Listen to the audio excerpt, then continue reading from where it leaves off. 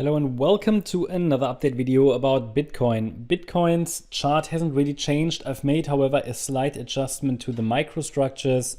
You might remember that this move to the downside from yesterday's high wasn't labeled before. I've now, I've come up with basically my best, the best interpretation, my best guess, I should rather say, because in this sideways consolidation that we see right now, many different structures could apply. The reason is that we're just dealing with corrective structures, up and down, up and down. Yep, we've been forming higher highs, higher lows, but yeah, it's just not very, very clear what it is. It could be, there could be a lot of different stuff. There might even be a small triangle that's unfolding here, but let me take you through it. So I've also simplified the chart a little bit. The idea is obviously still we could be in this diagonal pattern to the upside, but you see how protracted it gets. It is very much possible that we get another major sell-off because so far the market hasn't broken out to the upside.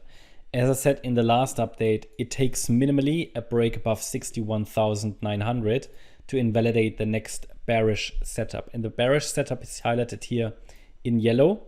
From the swing high that formed on the 8th of August, a wave 1 to the downside, a wave 2 to the upside. And then from here we could see it go down into the 40K region. This would be really a bearish scenario. However, the movements to the downside have been corrective. Well, the movements to the upside as well. There hasn't been any breakout. Yesterday it was looking exciting, somewhat promising, but the bulls have not managed to break out to the upside or to break above the key levels like 61,900, right? That is the swing high that really matters because that's yesterday's high. Not only yesterday's, we had swing highs here at 61.9K several times before in August.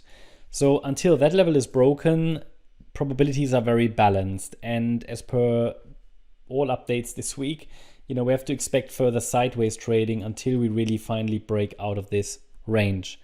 I'm not entirely sure about the microstructure here, whatever's happening here. This is definitely prone to changing, and it is just a difficult range. The support area I've added now for a possible wave 2 pullback is between 58,640 and 60,060. Might very well be that we test it, even though the microstructure of the decline is not very clear. Could very well be that this is a WXY structure and then some kind of a triangle here. Not so important in the very short term. 58,640 is support for this bullish scenario, which means a break above 61,900 would confirm further that this third wave is unfolding. That hasn't changed at all from the previous videos. Just here, the additional support area is something new. Any break below that support level at 58,640 would indicate that something different is going on. A bullish, let's say, fallback plan B, could be, and I go to the 30-minute chart now, that would be plan B, okay, and I have to, let me shift that support area into position. Talked about it before, but it was never really relevant, so it should be like this.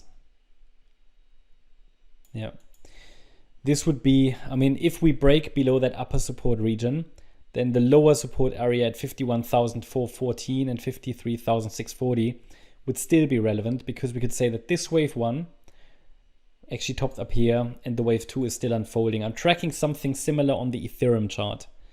And zooming out, it kind of looks like that. Wave 1 to the upside, but the problem was this is also just a 3-wave move. So it's not clearly like that, okay? And then A, B, C.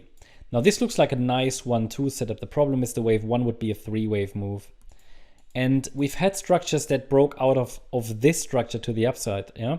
So 1-2, A, B, and then here we go. Like Link is doing that, yeah? ADA is doing that. So from that point of view, both I think are applicable, both are valid, and we just have to have patience, okay? We just have to wait and see. I can only tell you that below 58,640, a more bearish interpretation applies. Either then a larger wave 2 with this support area I just showed you, or the yellow wave count that can send us lower. For now, we're holding above support, I have maybe you could say a slightly bullish bias at the moment, because the larger degree time frame still allows for further upside, and but again, I can't expect upside. I have to say that again and again. We can only really expect further upside once we see a first 5-wave move to the upside. And what would that be? 5 waves, or these 5 waves here. And I have to continue to shift this all to the right, but this is what we need to see, 5 waves to 70K.